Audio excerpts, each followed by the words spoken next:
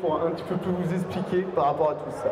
Voilà, donc déjà on tient à remercier le Japan Tour Festival de nous inviter pour vous présenter un sujet qui n'est pas forcément très connu du grand public et qui commence justement à venir un petit peu vers le monde du grand public. Là vous pouvez voir justement 3 logos, en plus de celui du Japan Tour. Donc c'est les 3 associations que vous pouvez trouver sur le stand qui est juste là-bas, où c'est écrit Espace Fury. Vous avez donc dans l'ordre de gauche à droite donc la Team Chashark, donc c'est une association Fury de la région de Tours. Oui, ils sont ici. C'est en fait grâce à eux justement que nous sommes ici depuis la Japan Tour de l'an dernier. Voilà. On a eu vraiment un espace dédié pour nous, pour vous présenter pas mal de choses, pour accueillir plus facilement les fursuiteurs et mettre en place quelques animations. Voilà, donc c'est grâce à eux justement on a réussi à initier une chose pareille, justement le village Fury au Japan Tour Festival. Ensuite, il y a Normandie Fur, donc bonjour, monsieur, bonjour, qui est le président de Normandie Fur. Voilà, nous on est donc une association qui a pour but justement de pouvoir créer des événements un petit peu pour notre communauté, pour partager de bons moments, mais aussi pour échanger avec les gens du grand public ou collectivités territoriales, associations et autres, pour des œuvres caritatives, pour de l'animation, et aussi pour vous faire connaître et travailler en collaboration avec d'autres personnes. Voilà. Et le Fur West, donc j'en suis président, donc ça, coucou. C'est la même chose mais à Nantes et ses environs, donc ça fait Pays de la Loire et un peu la Bretagne aussi. Et donc nous on est plus concentré sur l'aspect créatif avec des ateliers de dessin, des ateliers couture et puis des sorties entre passionnés, voilà, quelque chose de très bon enfant. Voilà, donc on a créé justement cette présentation qui va pouvoir vous introduire au monde du Fury à travers justement toutes les notions qu'il faut savoir. Après vous deviendrez incollable, vous en saurez beaucoup plus que tous les autres gens ici qui ne se sont pas assis ici devant nous pendant 1 heure. Et d'ailleurs on va commencer tout de suite, juste pour avoir une petite idée, parmi tout le monde qui est ici, dites-moi, levez la main ceux qui ne connaissent vraiment pas le Fury, les définitions. Alors toi j'ai du mal à croire ça. Donc vous ne connaissez pas, je vois. D'accord. Pour arrêter. Il y a des gens qui connaissent pas mal. Quand même. Mais bon, ça tombe bien, on va quand même commencer par les bases, c'est important.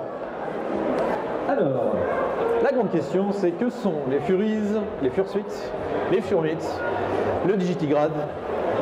On va voir beaucoup de vocabulaire qui est vraiment propre à notre fandom, à notre communauté. Voilà, donc on va attaquer les choses dans l'ordre. Donc la première définition du Fury, c'est généralement le Fury, c'est le fan de personnages anthropomorphiques, donc généralement mi-homme, mi-bête, ou voire même ça peut être aussi on parle mais ça je vais pas en parler maintenant parce que sinon je vais vous embrouiller. Donc voilà, c'est plutôt là-dessus. Et le Fury en général, on parle de Fury pour la communauté de fans du genre. Et puis c'est tout ce qui s'y rattache, donc la culture, justement les costumes qui sont créés à l'intérieur, on peut dire que c'est Fury. Voilà, pour la définition de base. Alors Fur aussi par rapport à l'origine du mot, c'était vraiment Fur par rapport au poil. Faut savoir que, on va en parler, mais voilà, c'est vraiment un dérivé du poil par rapport à l'anglais. Voilà, c'est les costumes poilus et les personnages aussi poilus, entre guillemets. On ne fait pas que le poil. Suivant. Donc les inspirations sont multiples et populaires, notamment avec, on a eu une énorme vague de gens qui ont été, on va dire, envahis par des personnages, enfin, par tout un peuple de personnages anthropomorphiques dans leur jeunesse, notamment avec Disney, avec énormément d'animaux qui parlent, et qui font même plus que ça d'ailleurs. Mais il y a également un ancien de Disney, Don Bluth, qui avait fait Brisby. On a eu les Tortues Ninja aussi, qui nous viennent pareil d'un peu. Pour l'instant, c'est les États-Unis, on parle de ça, mais voilà. C'est toute une génération qui a pris. Il y a pas mal de points qui justement ont permis les gens de s'intéresser par rapport à l'anthropomorphisme, à travers différents arts, cultures, grands médias. Voilà. Là, c'est côté Japon, avec Pompoko et le Royaume des Chats notamment. Voilà, Ghibli met pas mal à l'honneur l'anthropomorphisme, entre autres, enfin beaucoup d'animés de tout genre. Voilà. Les séries, donc voilà. Des personnages comme Pokémon, enfin, les Pokémon, oui, les Looney Tunes. Là, on peut passer vite parce qu'on a pas mal de références en fait. Là, c'est en BD, donc on a John Blacksad, on a le Marsupilami, mais alors pour vous préciser, vous ne les donne pas tous, mais il y en a un paquet. Pour vous préciser, en tout cas, tout ça, c'est vraiment des inspirations par rapport à l'anthropomorphisme de divers univers, mais qui ne sont vraiment tous, pour l'instant, pas du tout Fury. Oui. On va en revenir. L'idée, c'est que les Fury ont baigné dans tout ça. Là, voilà, récemment, il y a eu justement la refonte de Mon Petit Poney, il y a eu Zootopia, qui a généré pas mal de Fury également. Il y a beaucoup de choses qu'on peut justement accaparer un petit peu à notre sauce, ou en tout cas s'inspirer pour continuer à créer de notre côté. Et il y a même des gens, pour certains médias, qui ont été inspirés justement par les créations Fury afin de réaliser des histoires, ou en tout cas pour le design anthropomorphe. Encore d'autres références, donc voilà, dans la limite 3D. Vous voyez, pour tous les jeunes, on commence par les vieux Disney, mais on continue toujours à aller... c'est toujours d'actualité. Il y en a toujours des personnages anthropomorphes, voilà. Puis aussi, dans on va dire, pour des choses un peu plus réalistes, avec des rendus 3D réalistes, du maquillage également, du costume. Et plus récemment, ah mais non, même des choses assez anciennes avec La Planète des Singes, Les Gardiens de la Galaxie avec Rocket Raccoon. D'ailleurs, par rapport à certaines créations telles que Zootopia, beaucoup de gens ont justement connu une Fury grâce à ce genre de médias. Le fait que quand il y avait un mouvement, enfin quelque chose qui faisait le buzz, généralement il y avait certaines créations Fury qui ressortaient de l'eau, et à partir de là, certaines personnes ont commencé à connaître le nom du Fury et se sont intéressées grâce à ça. Oui. C'est souvent comme ça que les Fury rencontrent le monde extérieur, c'est justement sur des grosses sorties comme ça avec un personnage anthropomorphique. Les Fury ils fondent dessus, le grand public pareil, et puis des fois on en a qui passent un peu des deux côtés. Juste me permettre, est-ce que là parmi les Fury qui sont là, il y a eu une génération de quelque chose? Qu'est-ce qui vous... Par exemple, un mouvement qui vous a fait connaître le Fury? Non, il n'y en a pas, vous avez découvert comme ça sur Internet? Oui, un film, ça serait quoi, une série. Juste regarder l'inspiration du Romain des Boîtes dessinées. Romain des Boîtes, ça c'était ça. Et toi, Théo? J'ai commencé par parler. Toi, c'était les vidéos de convention, d'accord. Ouais, moi j'en connais, c'était par Sonic, moi, ça a été les Tortues Ninja notamment. Il y a eu Génération Zootopia, par exemple. Pour moi, il y a une Génération Zootopia. Il y a même Mathieu Sommet qui en avait parlé sur un épisode sur YouTube, et il y a des gens, effectivement, ils ont intégré le Fury après avoir connu la définition grâce à ça. C'était la promo Mathieu Sommet. On a eu la promo Zootopia, c'est un peu ça. On a eu des choses plus ou moins bien, donc dans le jeu vidéo notamment. On va dire que Sonic, ça fait remuer les ménages partout, c'est beaucoup pour nous, quoi. Voilà. Mais aussi, il n'y a pas uniquement que la culture pop à travers les films et les jeux vidéo, la bande dessinée. Il y a notamment des choses qui sont beaucoup plus anciennes et qui restent quand même très attachées au sujet anthropomorphe. Ça va être le totémisme amérindien, donc le fait de spirituellement se sentir rattaché à un esprit animal. Donc on voit ça effectivement chez les tribus amérindiennes, les natifs, pardon. Vous pouvez aussi prendre toutes les divinités égyptiennes que là, déjà depuis très très longtemps, l'aspect anthropomorphique était vénéré, adulé, représenté en art. Voilà, Anubis. Toujours quelque chose qui a au final inspiré l'être humain. Voilà. Faisant rien. Et donc au Japon, il y avait les yokai. Nombreux justement sont les créatures mythologiques, que ce soit justement en Asie, en Europe, etc. à travers les âges de l'humanité. Les origines, il y a des origines assez précises en fait au phénomène Fury. Ça nous vient des États-Unis par notamment un monsieur qui s'appelle Steve Galactic, vous voyez tout à gauche, qui est en fait un auteur BD à la base amateur qui travaille dans l'ingénierie mécanique, enfin bref. Et ce monsieur-là, il initiait un peu le mouvement en créant des groupes, d'abord dans des festivals de science-fiction aux États-Unis. Et ça prenait de plus en plus d'ampleur, et tellement qu'on leur a dit vous êtes gentils, et vous commencez à être trop nombreux, faites votre convention à côté. Et ça a démarré comme ça. En fait, Fury a commencé à avoir vraiment sa définition à partir des années 1980 aux États-Unis, et c'est grâce au développement d'Internet, le fait que les gens communiquaient par IRC ou d'autres moyens de... La naissance d'Internet, notamment. Voilà, par des mailing lists et des choses comme ça, que les gens ont pu commencer à échanger entre eux, que ce soit pour les choses de la pop culture, ce qui fait que là, on peut voir que ça a pris un ampleur incroyable, et que le Fury, qui était un peu plus de niche, s'est quand même développé grâce à ça. Et là, ensuite, on a deux autres... pardon, attends, non mais vas-y, continue. Sur Albello, donc dans ce cas, ils ont commencé à se rassembler vraiment pour créer des choses vraiment plus à tournure Fury, plus à créer un univers derrière, même s'il y a... Quand je dis univers, c'est vraiment assez global, c'est pas, il y a une histoire, il n'y a pas un monde fixe, mais il y a une mentalité derrière qui s'est construite par rapport à ça. Et la toute première conférence, convention dédiée purement au Fury, c'était la Confluence Zero. Alors j'ai oublié le nom de la ville, mais bon, c'était le berceau, c'était aux USA. Et c'était en 1989, toute première convention Fury.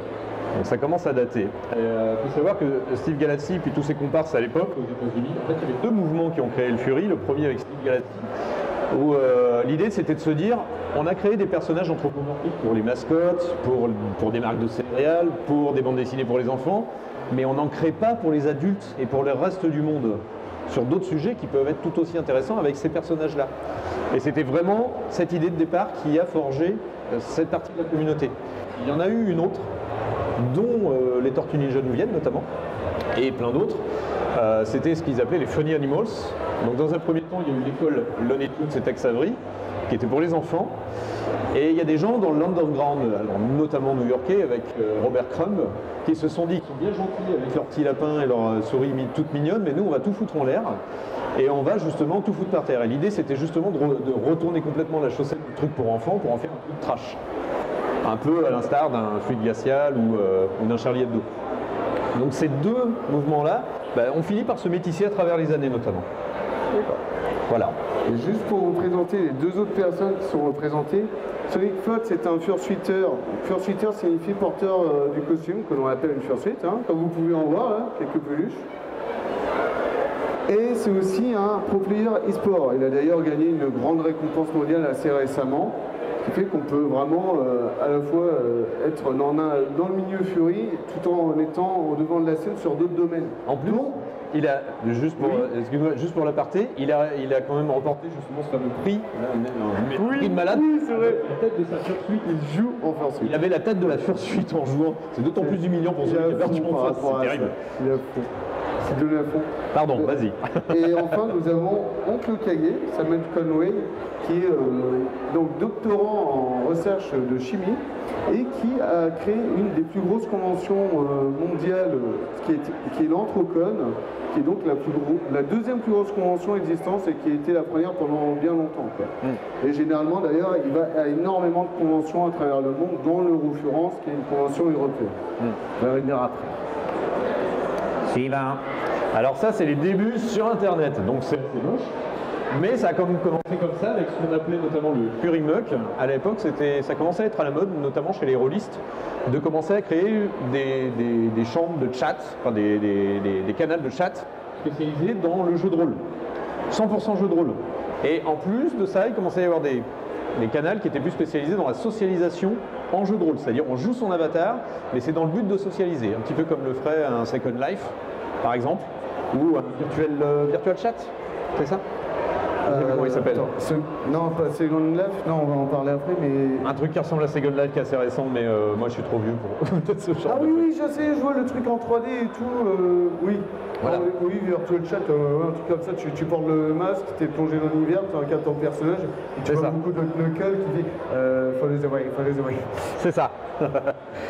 Donc ça, c'était l'ancêtre en effet d'un Second Life. Après, il y a eu les newsgroups, notamment, qui sont arrivés, enfin non, pas après, mais en même temps, qui étaient l'ancêtre des forums, où en fait, c'était des groupes de mails de gens qui avaient les mêmes passions, et notamment beaucoup pour la musique, mais c'est arrivé notamment pour les groupes de Fury.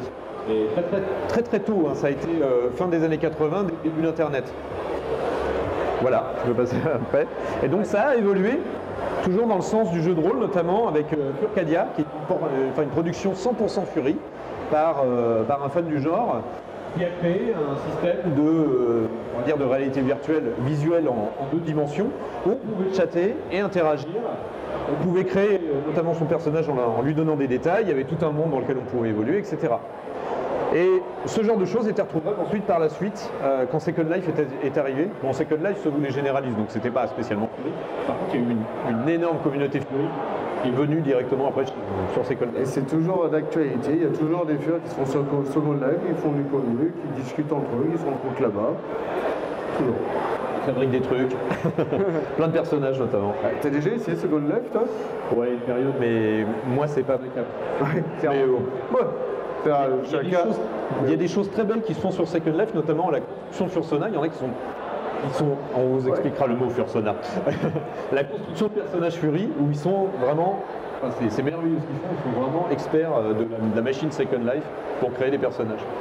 Puis voilà, par rapport à vraiment tout ce que... On a des divers moyens de discussion, de jeu et tout, et puis chacun, effectivement, a ses propres personnalités et ce qu'il préfère. Oui, alors. Ah, les petites fursuites.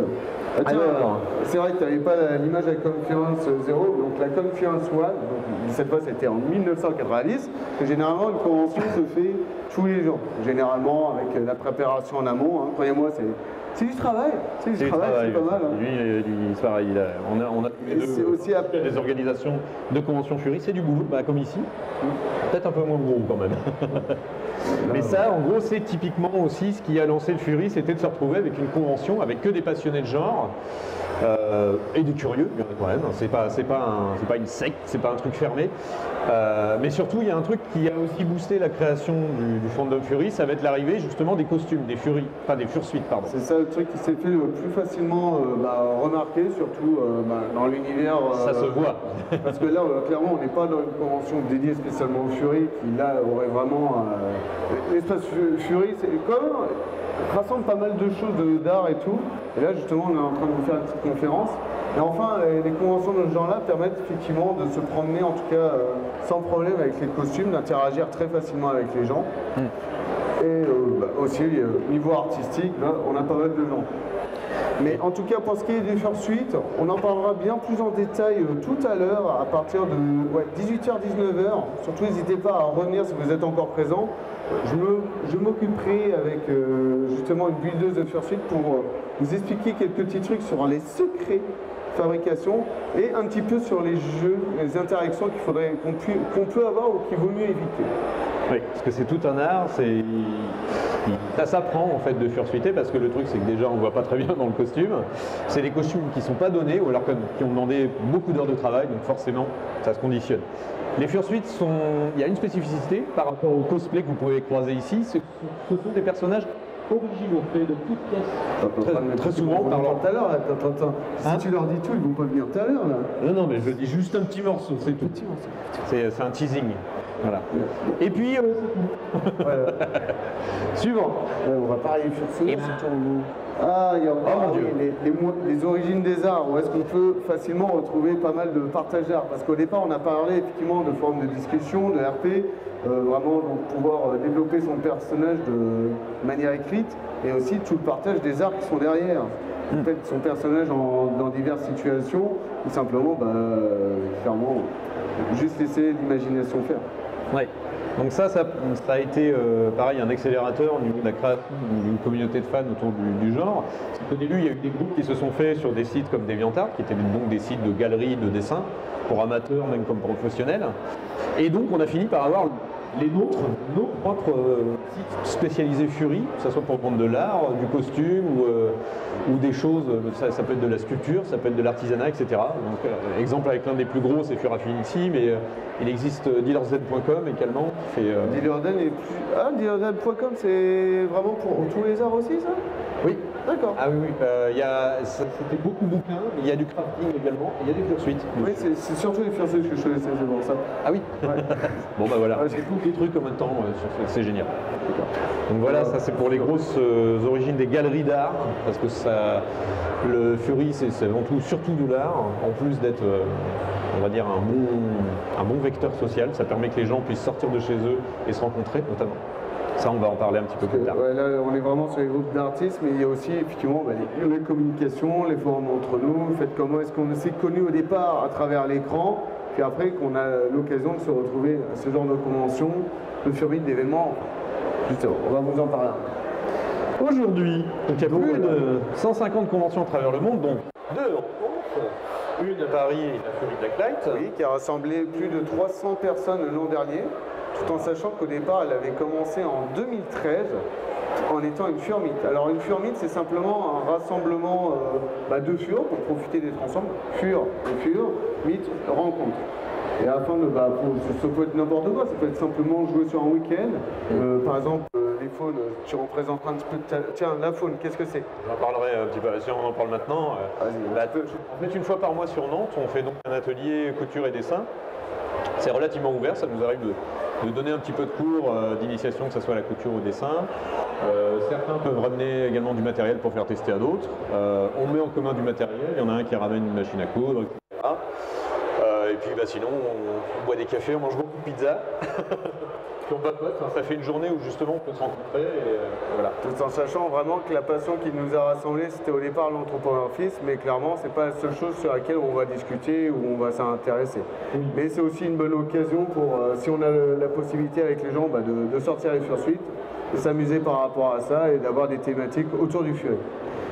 Et les conventions sont donc des événements qui se situent généralement sur plusieurs jours, 3-4 jours par exemple, dans un hôtel, afin que tout le monde puisse dormir et profiter sur place, afin qu'on ait accès à différents panels, du dealer je crois qu'on parle peut-être tout à l'heure. Ouais. Le dealer zen, on en parle tout à l'heure. On en parle après. Donc, on va aller trop vite. Voilà, on va trop vite. Enfin bref, une convention, c'est vraiment là, cette fois, dans un hôtel, un moment dédié pour nous, afin de se retrouver entre nous. Oui, c'est un format un peu particulier parce que c'est privatif, en effet. Et enfin, on a donc la Fantastique, qui va bien, à Lyon. Ouais, qui va se rééditer. Les inscriptions finissent demain. Voilà, ah oui, finissent demain. Les inscriptions finissent demain. Pour avril, début avril. Si vous voulez encore une petite place, c'est maintenant. En tout cas, vous pouvez vous intéresser, il y a quelques flyers sur nos stands. Et donc, il y a bientôt presque 300 participants, enfin, je ne sais plus combien il y avait de validés, mais il y a pas mal de monde encore pour cette année. Et enfin, donc, bien sûr, là on parle des deux conventions en France, mais après il y en a beaucoup, que ce soit au Japon, il y en a aussi en Russie, vraiment niveau Fury en Europe, enfin activité Fury, c'est surtout en Allemagne où c'est la communauté la plus active, avec l'Eurofurence qui a rassemblé l'an dernier plus de 3500 personnes. Et aux États-Unis, qui est le berceau du Fury Fandom, la Midwest Fur Fest est la plus grosse convention au monde qui a rassemblé 11 000 personnes l'an dernier à Chicago. Autant vous dire, tu rentres dans le dealer den, tu rentres juste dans une salle où généralement les furs ils sont là effectivement pour vendre leurs arts, pour commissionner sur place, des goodies et tout. C'est plus grand que ça. C'est plus grand que ce hall. C'était quelque chose. Vous voyez la photo justement qui est en fond de ce texte-là, c'est la photo des Fursuit. Elle est partielle, c'est-à-dire qu'il faut rajouter 2 autres fois de chaque côté la photo pour l'avoir au complet. Pour vous donner un ordre d'idée. Et il y a que les Fursuit, pas la photo qui est là en plus. Ça fait beaucoup de gens. Alors, on va passer sur les définitions, hein. Bon, allez. Alors, le lexique. Fursonar. Donc c'est la contraction de Fury, donc à fourrure. Alors après pas forcément fourrure, mais bon c'est ce qui est utilisé plus souvent. Et persona, donc généralement le personnage.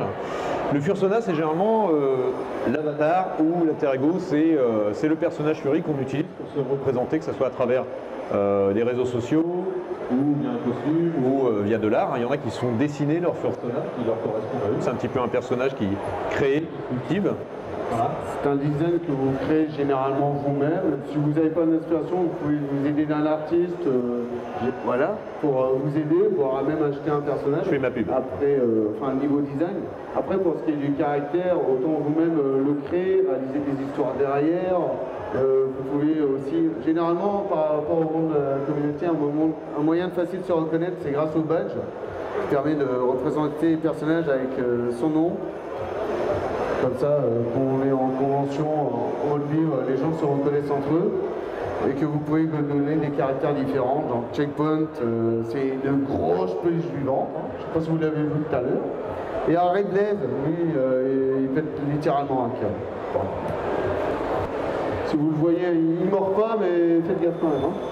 Et toi, Rigou Moi, c'est un chat sphinx gonflable. C'est un peu spécifique. Ce qui est bien en plus justement dans la création de Fursona, c'est qu'on peut aller dans des délires comme ça où ça part vraiment, ça peut partir loin. Et ça peut partir dans des choses assez insoupçonnées. On peut expérimenter justement avec sa créativité, son inventivité, on peut se lâcher. Ouais, vous pouvez très bien incarner un personnage qui vous correspond vous, simplement vous en anthropomorphique, ou alors simplement vraiment partir dans des extrêmes. On a des gens qui justement sont par exemple, on a un cas de figure qui est assez typique dans le Fury où on va avoir quelqu'un de très timide qui va arriver dans le fandom et qui va se créer par exemple un personnage et qui va l'incarner dans une fursuite et ça va être tout l'inverse. Ça va devenir quelqu'un d'extra. Il y en a un qui a vécu un peu ça également. Et ça arrive régulièrement en effet qu'il y ait des gens qui transforment l'essai comme ça, qui arrivent justement à lâcher prise à travers un personnage comme celui-là. Donc ça, justement, Oui. c'est nos Fursona. Oui, c'est vrai, j'avais oublié cette image. Et tout à droite, vous avez Erives, le président de la team Chargeur, qui a Une une petite autre- mèche rouge. Il est où? Je sais pas. Il est pas là. Ouais, il est là-bas. Il est là. Il est là. Bonjour, coucou. Bonjour monsieur. Ah, Une bah, Fursuite. bon, je pense qu'on en a déjà assez parlé, hein, simplement Fursuite, donc le costume à poil, suit, le costume. On Voilà. va vous montrer à la rigueur quelques exemples, mais comme je vous l'ai dit tout à l'heure, il y aura une conférence dédiée pour ça. Voilà. Il y a vraiment de différents styles qu'on peut avoir, ça peut aller très bien du très mignon, très toony, ou aller vraiment à quelque chose de beaucoup plus... qui fait peur. Oui. Et là, vous voyez, il y a de la plume, il y a du poil, il y a de l'écaille. Enfin là, pas vraiment, l'écaille, c'est plutôt du juste au corps, mais il existe énormément de choses. Il y a même du make-up, juste du maquillage. Voilà, il peut y avoir énormément de choses. Il y a même des chants qui font de la marionnette. Je ne crois pas que c'est marqué, mais le Fursuiter, c'est donc le porteur de la Fursuite et qui joue son personnage dedans. Scali, donc c'est la branche spécifique reptilienne du Fury. Donc c'est tout ce qui a des écailles, donc tu peux montrer sur l'image d'après. On aura généralement tout ce qui est poisson, reptiles et autres choses qui glissent, et, avec plein de trucs plats sur la peau. Anthro, alors c'est un terme qui est beaucoup plus grand que le Fury, qui lui va vraiment parler de toutes les choses auxquelles on donne une caractéristique humaine, merci. Que ça soit physique ou mental.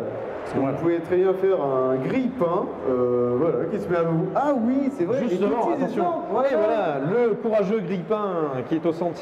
Des gens ont déjà vu ce dessin animé-là, c'est un long métrage qui s'appelle, je ne sais plus comment d'ailleurs, le courageux grille-pain d'ailleurs, je crois que c'est ça, tout simplement. Sérieux? Oui, et il est bien, il est triste en plus, hein. Il est bien fait. Puis là, des exemples d'anthropomorphisme, c'est un chat avec des oreilles humaines, donc bon, évidemment, il y a des choses qui marchent plus ou moins bien. Et puis à droite, justement, par exemple, un personnage qui parle, c'est de l'anthropomorphisme.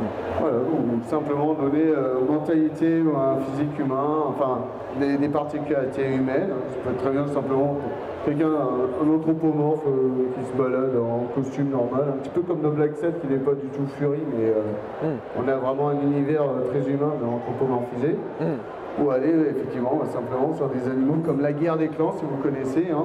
C'est de l'anthropomorphisme parce qu'on se met dans la pensée des chats, de comment est-ce qu'ils vivent leurs histoires. Ouais. Ça marche aussi notamment avec les esprits, les éléments qui prennent corps, c'est pareil. Zoomorphisme, donc, à contrario, c'est les choses auxquelles on donne des caractéristiques animales. Donc par exemple, ça va être un grille-pain, mais avec des oreilles de chat. Si on peut... voilà. Là, on a vraiment une base qui n'est pas du tout animale, mais on lui rajoute quelques morceaux. Vous voyez, c'est un petit peu tous les degrés qu'on peut avoir d'anthropomorphisme et de zoomorphisme, c'est-à-dire qu'à un moment, on est dans l'anthropomorphisme et de l'autre côté, on est plutôt du zoomorphisme. Si on est plus ou moins animal, plus ou moins humain. Voilà. Ouais, par exemple, il y a Neko, je crois, dans les définitions qui peut être donné pour voilà, tout à gauche. Petite fille avec juste oreille, queue, généralement on appelle ça Neko. Oui, bah tiens, je ne l'ai pas noté, il y a aussi le féral. Donc féral, c'est une branche spécifique du Fury. C'est pour tous les animaux qui sont très proches de l'état animal, donc par exemple la quatre pattes, qui ne portent pas de vêtements, mais qui parlent. Donc ça, c'est vraiment une branche spécifique, voilà, c'est le domaine féral. Voilà. Vous prenez un animal, vous mettez une pensée humaine, vous avez un féral. Character sheet, ou alors référence de personnage. Fiche de personnage. Simplement, comment définir votre personnage? Il y a plusieurs moyens de le faire. Soit vous pouvez le décrire de manière écrite ou orale, ou alors de manière plus visuelle. Voilà, donc avec tous les détails qui constituent votre personnage, c'est une base qui par exemple peut vous servir après à vous faire un costume, tout simplement à montrer aux gens à quoi ressemble votre personnage. Comme ça, généralement les artistes vont pouvoir vous représenter dans diverses situations ou grâce à ça. Pareil, vous pouvez donner des petites indications importantes sur ce qu'ils aiment pas.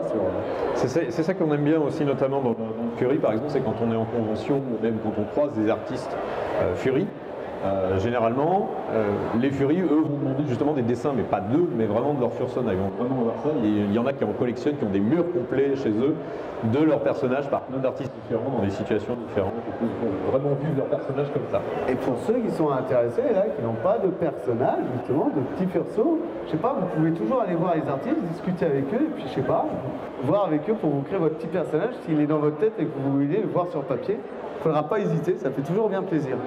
Et ça, je dis rien, mais là-bas, et puis ici, là-bas, il y en a un par là. Mais, il y en a partout. J'ai rien. Je n'ai rien dit. Une Furmite, donc on en parlait tout à l'heure, une rencontre entre furies. Ça peut être aller au bar du coin, ou aller faire un bowling, ou même que ça soit un week-end complet en vacances. Ça peut être une Furmite. Voilà. L'important étant bien entendu d'avoir préparé ça en amont par rapport aux utilisations si c'est les costumes, ou éviter les couilles, enfin comme n'importe quelle sortie entre copains ou organisée, tout en sachant que généralement les Furmites quand même, on organise ça de manière un peu plus publique. C'est ouvert généralement sur des forums Fur, tels que France Fur. Je vous recommande d'aller sur France Fur, vous avez pas mal d'indications dessus, que ce soit sur les événements qui peuvent exister. Oui, bah oui. Ça, et donc c'est en trop du coup l'homme sans Twitch. Rapidement de France Fur, l'origine de France Fur. L'origine de France Fur, parce que là je vous parle du forum, mais ça a été aussi une première convention en France. La Franfurance, oui. Qui est pardon, qui est tirée de France. Oui, mais c'est pour ça. En fait, les deux sont liés.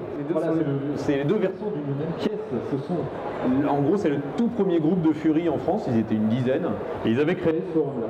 Et à partir de celui-ci, il y a eu lieu la Franfurance. Feu la Franfurance, car elle n'a pas été poursuivie pour maintes raisons. Et puis ça a été repris après par d'autres projets, justement, on vous en a parlé tout à l'heure, la Fury Blacklight à Paris et la Fantastique à Lyon. Dans tous les cas, donc sur France Fur, ce forum-là, d'ailleurs c'est comme ça que j'ai connu la communauté française au départ, c'était chercher sur internet après avoir connu le mot Fury France, j'étais tombé dessus. C'est comme ça que j'ai pu me mettre en contact avec les premières personnes et apprendre un peu sur le forum grâce à tout ça. Pareil. Ce qui est bien sur ce forum, même s'il est un peu vieillot et qu'il est en PHPBB notamment, j'essaie de faire rigoler un copain, mais voilà, c'est pas l'endroit. Ce qui est bien, c'est qu'il y a énormément de ressources, par exemple, pour vous aider à créer votre costume. Où il y a énormément de liens, par exemple, sur les fournisseurs de fourrure, de mousse, etc. Qu'est-ce qu'il faut savoir, comment on construit une tête, un corps, combien de temps ça prend, que c'est cher, pas cher, etc. Et puis ça donne aussi les rendez-vous des rencontres, notamment. Il y a par exemple Crimson, là, je ne sais pas où il est, mais qui a bossé justement sur le forum pour donner pas mal de liens de liens de discussion, que ce soit sur Telegram, Discord, afin de pouvoir être plus facilement en contact avec les furs de votre région. Oui, parce que maintenant il y a des associations un peu dans toutes les régions, là ça commence à pulluler, mais depuis c'est très récent. Justement, au niveau association et activités en France, il y a une conférence spécialement prévue pour ça, hein, ce dimanche 15-16h je crois. C'est ça. Je ne sais plus. Oui, dans tous les cas, voilà. 15-16h. Nous aussi on a appris au dernier moment que l'animation, enfin la conférence sera dédiée spécialement sur nos associations, même si c'est marqué plutôt français. On va en profiter pour vous parler comment marche aussi un peu une association. Bon, voilà. Donc on y est. Digitigrade qui marche sur ses doigts. Voilà, c'est un peu Michael Jackson, mais très maladroit. C'est une distinction qu'on fait régulièrement justement chez les Furies. C'est quelque chose qui se manifeste très souvent sur un costume ou sur un dessin. C'est la posture des jambes et des pieds. Donc voilà, ça c'est bon à savoir, sachez-le. On peut faire la distinction entre un plantigrade et un digitigrade. Il y en a qui préfèrent justement généralement, vous voyez, bien les pieds au sol et puis d'autres... Par rapport à la structure des pattes, ça donne vraiment cette forme arquée. Ou alors en plantigrade, c'est simplement ce qui correspond aux jambes humaines. Alors en digitigrade, sachez que là, ils sont pas mal en vraiment marchant sur les doigts. Non, ils ont bien les pieds à plat. En fait, c'est un effet d'optique. Justement, il y a du rembrage de mousse qui décrit une silhouette où on a la pression qu'en effet, il est bien. Ça dépend pour qui, hein. Ah, il y en a par contre, il y a des fous qui le font. Je vous le recommande pas, mais c'est beaucoup d'entraînement et ça fait mal. Ah. Bon. La petite fursecution. La fursecution. Quitte à faire souffrir les furs. Voilà. La fursecution, alors ça on vous en parle maintenant parce que vous y arriverez peut-être. C'est des gens qui aiment bien se mettre sous les projecteurs en disant je suis Fury et les gens m'aiment pas parce que je suis Fury. Et à l'inverse, il y a aussi des gens par contre qui sont un malin plaisir de tout mettre sur le dos des Furies. Donc ça, on vous en parle, ça existe, il y en a encore dans la communauté, et c'est des gens qui sont assez bruyants et visibles. On vous prévient, ils existent, ils sont parmi nous. Généralement d'ailleurs ils aiment pas mal râler sur internet, enfin balancer pas mal de saloperies. Après généralement en convention, ça va, on n'a pas de problème. Non. Chacun de notre côté. En fait, on souhaite vous en parler parce que comme la communauté en France n'est pas énorme, ces gens-là ont beaucoup plus pignon sur rue et sont presque plus visibles que tout le reste. Après voilà. Prennent toute Tout la en scène. sachant que malheureusement, comme dans n'importe quelle communauté, dès qu'on parle de choses négatives, généralement les gens qui connaissent pas, tout le monde, c'est un truc humain, tout le monde est plus impacté malheureusement par le négatif. Que ça soit, c'est quelque chose qui peut buzzer, que ce soit quelque chose, tu peux passer une très bonne journée, s'il y a un truc négatif, c'est ça qui va t'impacter. Alors pour les gens qui connaissent justement pas le Fury, malheureusement, si on leur dit des conneries, qu'ils ont vu un truc typiquement qu'ils connaissent pas ou qui leur plaise pas, ils vont se mettre cette idée en tête que vraiment une mauvaise idée, une mauvaise image du fandom. Alors que c'est vraiment, faut pas s'arrêter à là. Pareil pour n'importe quelle autre communauté, quoi. Et on vous en parle parce qu'en effet, on en a souffert il y a une dizaine d'années, où justement on a eu des guerres, parce que... Et on n'était pas beaucoup, donc évidemment, dès qu'il y en avait un qui foutait la zone, bah, tout le monde prenait. Mais maintenant, ça va mieux. Donc voilà, juste ce petit point. Mais il y en a partout, hein, mais au début du manga, ça devait être exactement la même chose. Ah si, oui, je voulais me permettre aussi. C'est vrai que par rapport à notre communauté, on a aussi une manière de penser assez ouverte d'esprit et aussi très câlin, très vraiment proche les uns des autres. Et là, il y a des gens, effectivement, qui sont, d'un point de vue extérieur, je trouve ça vraiment très très bizarre. C'est vrai que d'un point de vue extérieur, si on se met à leur place, on peut se poser des questions, surtout si on n'est pas dans ce genre d'univers geek, médiéval, gros câlin free hugs. Mais voilà, c'est surtout pour cracher un petit peu sur une communauté qui a l'air assez fragile pour beaucoup de jeunes. Beaucoup de jeunes, plus ça va, plus le fandom se rajeunit. Les jeunes essaient justement de s'ouvrir grâce à ça. Et malheureusement, bah, ils se font facilement taper dessus par rapport à d'autres personnes, les fameux haters, qui aimeraient bien simplement se foutre de la gueule des mondes parce qu'ils ont l'occasion. Donc c'est une communauté qui est à la base assez petite, mais également qui tend à être de plus en plus jeune. Mais il y a quand même des vieux, hein. On est là. Le nose beep, alors démonstration, poète, voilà. C'est une tradition dans le Fury, ça arrive régulièrement que des gens appuient poète sur le nez. Allez voir quelques furs, surtout les poilus. des fois, il y a des bonnes surprises. Hein. Donc ça peut arriver. Et doucement, hein, doucement. C'est typiquement Fury. La thérianthropie, alors c'est pas forcément typiquement Fury, mais c'est on va dire des humains parce qu'ils font partie un peu de ce même monde, des hommes et des animaux. La thérianthropie, c'est tout ce qui a trait à la transformation d'un humain en animal et l'inverse. Donc il y a par exemple la légende du loup-garou, il va y avoir pas mal d'autres choses, même au niveau des croyances. On parlait de totémisme amérindien tout à l'heure, donc ça peut notamment venir sous ce volet-là, par certains aspects. Et nous avons voilà, des exemples. Hein. Ça, c'est pas forcément, on va dire, réservé aux loups, ça peut vous transformer en grille-pain, par exemple. Un moulinex, non? Non, faut pas faire de foot. L'Otherkin. Alors l'Otherkin, là ça va être vraiment purement spirituel du coup, au niveau de l'identification animale.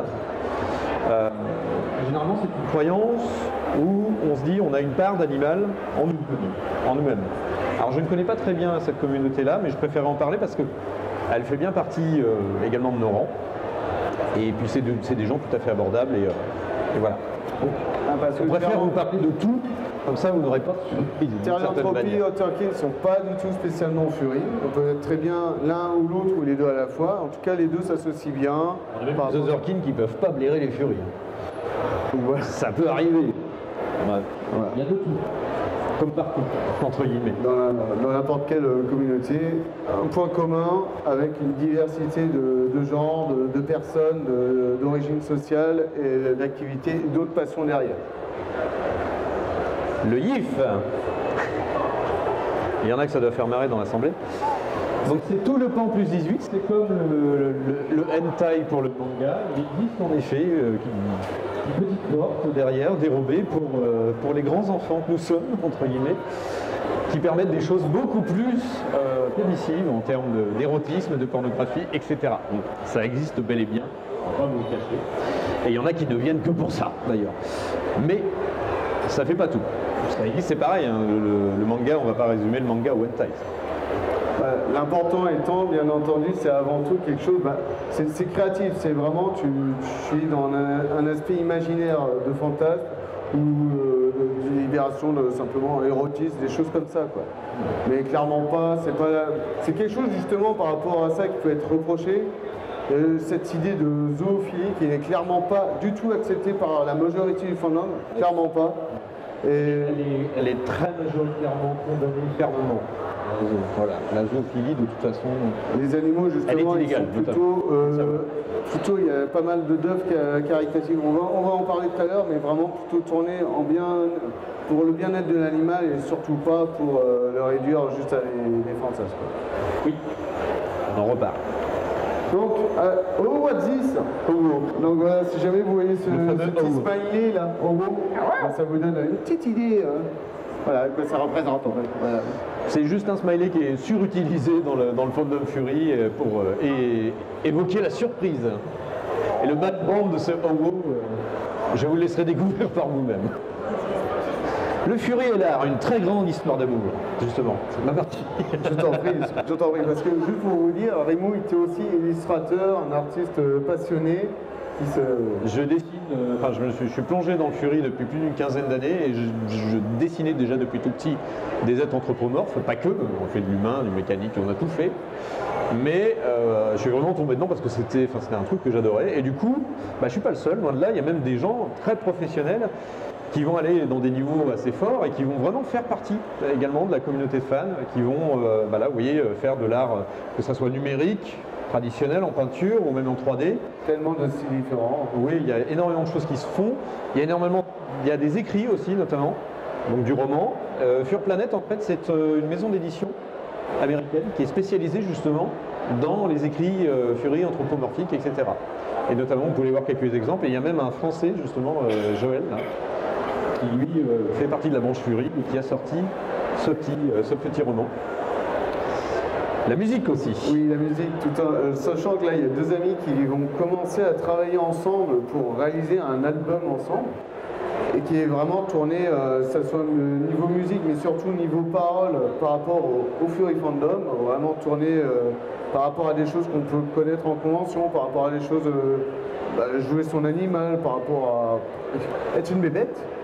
Et là, par rapport à ce que vous avez tout à gauche le symbole de Lapfox, qui est un regroupement d'artistes tournés plutôt vers de l'électro.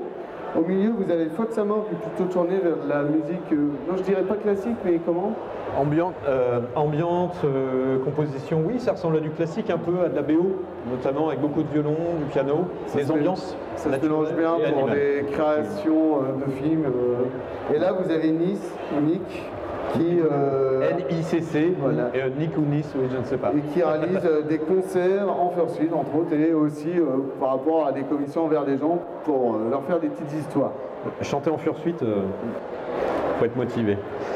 Et il y a aussi le crafting, mais de l'artisanat, notamment au niveau des peluches, tout ce qui va être poilu, dodu et mignon. Et il va y avoir des choses, ça peut vraiment partir, pas dire dans tous les sens, mais dans énormément de domaines. Donc il y a un monsieur qui prototype et qui fait réaliser des casques de moto. Par exemple, les films Persona, ça peut aller jusque-là. On a aussi Yena Agenda qui est spécialisée dans la réalisation de t-shirts avec des designs créés par eux, en tout cas. Donc vraiment des entreprises qui peuvent justement, grâce à la communauté Fury, se créer et pouvoir en vivre à partir de là. Je vais même trouver la dernière photo. En fait, c'est un monsieur qui est spécialisé dans les chaussures pour Fursuit. Et il fait des reproductions comme ça, par exemple, de Converse, de modèles de Nike, de choses assez précises, mais pour le Fursuit. Donc c'est du taille 130. Et on pourrait rajouter pas mal d'autres accessoires par rapport à tout ça. Il existe aussi des gens qui font du vêtement. Le Fury dans les médias. Alors ceux qui connaissent un peu l'histoire du Fury vont savoir que la première chose qui est à gauche a été terrible justement pour la communauté Fury. C'est un petit peu comme si on avait fait un épisode de Plus belle la vie sur le manga et qu'on avait résumé ça à justement quelque chose de très moche, de très laid et de très mauvais. T'en viens un truc bien moqueur envers la communauté, surtout pour les gens qui ne connaissaient pas, ou en tout cas pour ajouter une mauvaise dose de cringe, de malaise. Oui, et c'est les experts, donc c'est une très très grande diffusion, cette série-là. Et il y a un épisode où le Fury a été dépeint comme étant sale, antisocial, enfin, avec plein de mauvais, enfin voilà, plein de mauvaises choses, vraiment très repoussant. Et enfin, on a aussi donc eu une présentation à la télé qui parlait effectivement d'une attaque supposée à la chlorine à une convention Fury. Donc ça a été en mode est-ce qu'il y a vraiment une attaque ou pas? Enfin bref, ils en ont parlé sur les médias. Et comment est-ce que les médias ont réagi? En fait, l'une des présentatrices n'était pas prévenue en gros des échantillons de vidéos qu'ils ont filmés sur place. Et donc, en expliquant ce qui s'était passé dans cette convention, attaque à la chlorine, ou pas attaque à la chlorine, elle a vu les costumes et elle a explosé de rire. Elle n'a pas pu s'empêcher de rire et a embarqué les deux autres présentateurs dans sa course. Voilà, c'était juste pour le... Ça, c'était plus anecdotique, ça fait marrer. Bon, par contre, ça, c'était moins drôle. Ça, dans la presse, justement, ça avait été ce qui avait utilisé des presses comme Vanity Fair, le magazine Max notamment, où ils avaient utilisé tout le temps fétichiste pour résumer justement la mouvance Fury, en disant le Fury, c'est des fétichistes, point. Et Vanity Fair était même allé vraiment plus loin et vraiment accoler tout ce qui pouvait aller avec, même un petit peu dans un fond de gravité sociale, des cas très sévères, avec des choses qui étaient vraiment... voilà, c'était l'émission striptease, quoi, vraiment. Ah, c'est comme n'importe quel média, si jamais ils s'intéressent uniquement sur un point qui va faire le buzz, bah c'est ça qu'ils vont vous présenter. Voilà, et là vous voyez, ils utilisent Stevie Boulet pour parler du Fury alors qu'il n'a absolument rien à voir avec la communauté. Mais rien à voir. Mais heureusement, par rapport aux médias, on a aussi des gens qui sont pas mal, qui sont vraiment intéressés. D'ailleurs, avec Erives, enfin hier, on a fait une petite interview justement pour la TV Tour. A priori, ça va passer ce soir, je crois. Je ne sais pas à quelle heure, 20h, quelque chose du genre. Enfin bref. Mais voilà, il existe aussi d'autres médias bien intéressants. Il y a eu de très très bonnes choses, et notamment en France. Voilà, avec Ensemble c'est mieux, est-ce que tu peux nous en parler? Alors Ensemble c'est mieux, c'est une petite émission qui existe dans toute la France, mais qui est spécialisée pour telle ou telle région, et qui parle de pas mal d'associations, de bienfaits, de type bon plan, d'aide pour telle ou telle activité. Et là justement, ils nous avaient contactés pour un petit peu présenter nos peluches avec ma chère Luna. Et alors la photo de droite, donc c'est tiré de l'émission Trax, justement, c'était les 10 ans, je crois les 10 ans de Trax, où ils avaient invité un petit peu tous les gens des sujets qu'ils avaient traités pendant les 10 ans de Trax, et notamment il y avait tout un pan Fury, et donc ils avaient invité Sven qui est le grand chef de l'Eurofuron, donc la convention européenne qui se passe notamment désormais à Berlin. Et ils avaient invité plein de gens au Fury. Ils nous aident beaucoup Arte, ils avaient fait plusieurs sujets sur Fury, et ce sont des gens qui nous adorent. Il y avait un numéro d'Animeland où il y avait un très très gros dossier qui avait été réalisé, je sais pas, environ une dizaine de pages, vraiment très complexe entre le Fury à l'américaine, justement, avec ce qu'on vous a expliqué sur les origines, avec quelque chose qui était plutôt tourné vers l'Occident avec Disney, mais notamment toute la branche Kemono, donc toutes les réalisations qui ont été faites au Pays du Soleil Levant.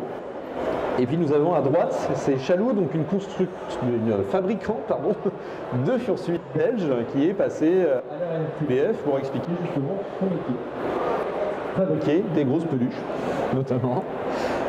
Alors, on a aussi, donc, comme je vous ai dit, le Fury Fandom est vraiment tourné par rapport au bien-être des animaux, entre autres, vraiment ouvert, souhaite le bien de beaucoup de gens ou beaucoup d'associations, dont par exemple à beaucoup de conventions telles que l'Eurofurence par exemple, il se passe un moment de charité où les gens peuvent très bien donner sur place ou participer à des jeux, des concerts dédiés spécialement pour où l'argent est reversé pour la charité, ou encore des artistes qui vont réaliser des ventes de produits ou d'art, enfin n'importe à acheter, et dont une partie est reversée pour la charité, qui généralement va tourner vers des associations qui se tournent vers la protection de tel ou tel animal en voie de disparition ou en danger.